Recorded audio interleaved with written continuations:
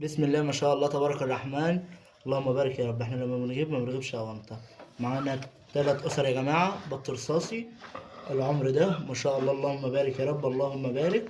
طبعا زي ما انتم شايفين الاحجام، بسم الله ما شاء الله تبارك الرحمن. طبعا انا حاططهم هنا بالعافيه، تمام. بسم الله شايفين الفواتح، اللهم بارك يا رب. ذكوره واناث مع بعض، اللهم بارك اللهم بارك. حتى بصوا يعني انا حتى اجيب لكم عليهم الكشاف اهو، اللهم بارك يا رب، تمام ما شاء الله. طبعا فيهم بط طالع مروحة بس عادي يعني، ده ما يعيبهمش خالص بأي شيء.